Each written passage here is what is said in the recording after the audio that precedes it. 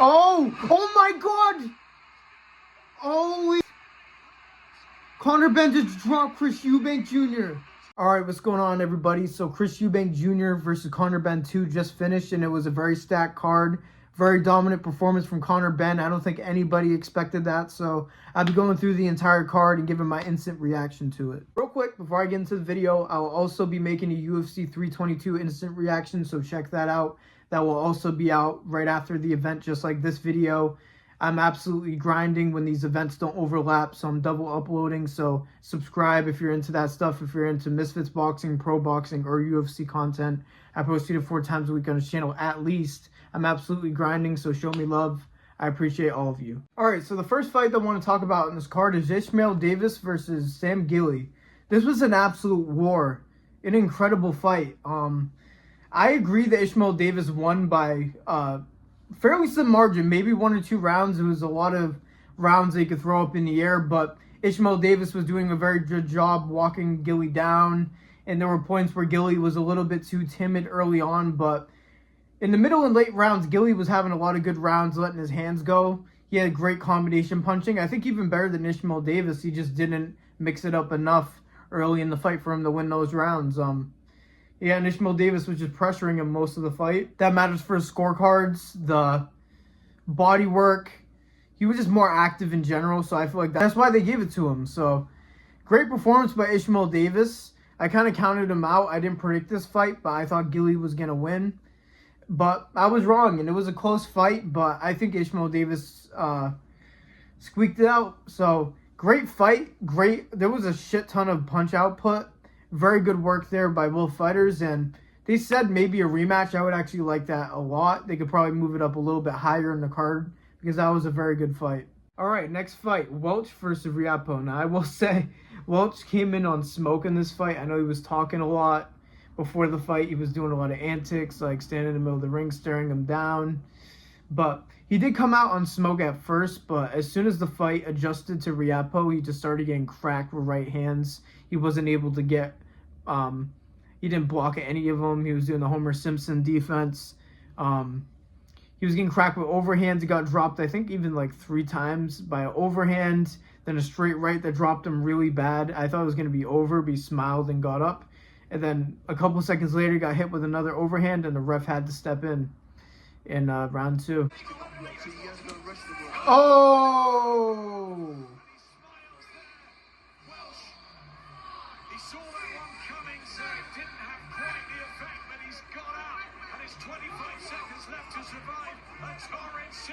I don't know how he's still good, bro. That was a... Oh! That's a drop. Wow, he waved it. Wow. That's heavyweight boxing, bro. Woo! Next fight, Azim versus Scooby. Now, this was an incredible performance by Azim. To be honest, I wasn't familiar with him before this fight, but I'm a fan now. He has... When the announcers said that he has the fastest hands in boxing, I was like, well, that's saying a lot. But I believe it, bro. He was able to control Scooby the entire time with his jab, basically. He would rip in a left hook to the body that was destroying Scooby the entire fight.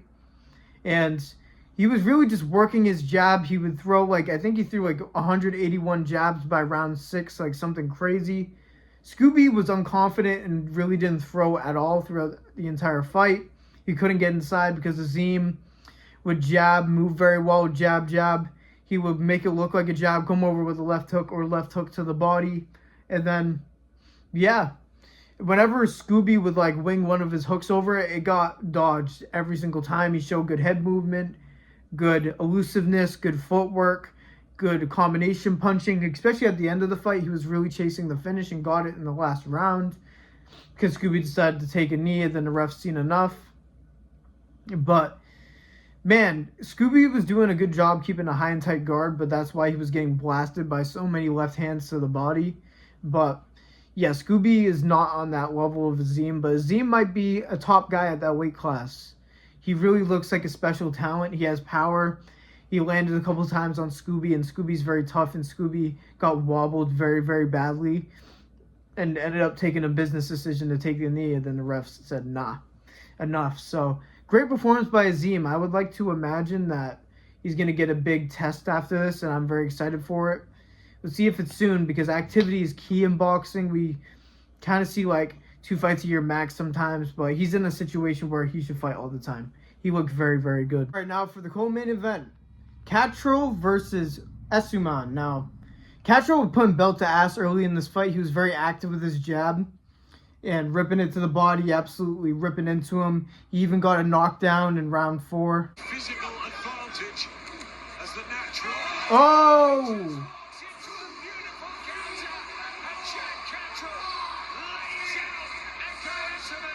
Yeesh. That straight has been money the entire time, man. Then as the fight went on, Eubank got more and more comfortable, putting on pressure.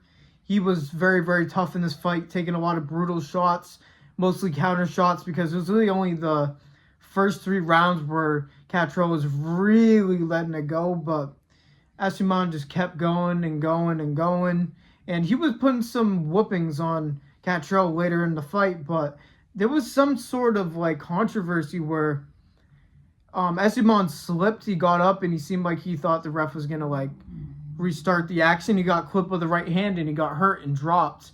I don't remember if the knockdown got counted, but right after that he got followed up on and got actually knocked down bad out of the ring with a brutal uppercut after a right hook. Yeah, oh, jeez. Of course I missed that live, dude. That was brutal. Like, but great performance by Castro. He was kind of working his way to blowing that fight, but he ended up finding the knockout shot. Credit to him. It was a great shot. So I heard that they'll probably get a world title next, so we'll see what happens. But we know what you're here for. Now for the main event. Oh my goodness, I did not expect that.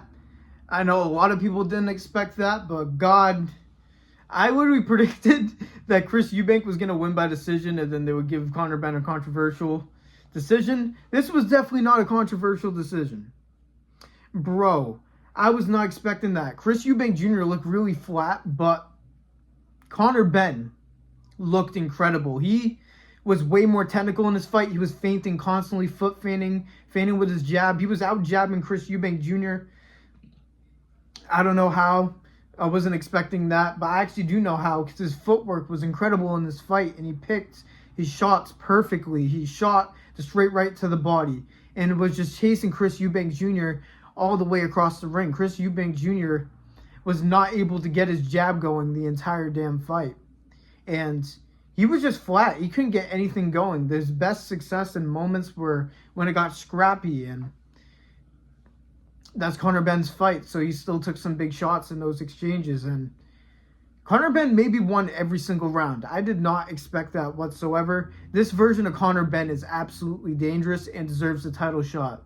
This may have ruined the trilogy. It might. They should do it realistically, and maybe Chris Eubank can come back better, maybe. But I don't know, man. That was an incredible performance by Conor Benn. They might just call it at 1-1. I actually could see that. And he could face the winner of Ryan Garcia versus Mario Barrios. I like that. I really do like that. Conor Benn has a very good style, and it absolutely smothered Chris Eubank Jr. Man. And it wasn't just a dismantling throughout the end of the fight. He was able to find a straight right hand to put Chris Eubank Jr. down. Oh my God! Holy! Conor Benn just dropped Chris Eubank Jr. Then Conor Benn, man, just absolutely swarmed him, and Chris Eubank was in pure survival mode trying to clinch, but Conor Benn was able to separate and land an overhand that dropped Chris Eubank Jr. again. Oh my God! Oh my God! Holy... Chris Eubank Jr. got saved by the bell. He would have got knocked out if there was more time. Man, what an amazing performance by Conor Benn. I was completely wrong about this fight. I'll own up to it. I thought Chris Eubank was going to be the better boxer and more technical. I knew that Chris Eubank Jr. was going to be more timid in this fight and more technical, but I didn't expect him to be that timid.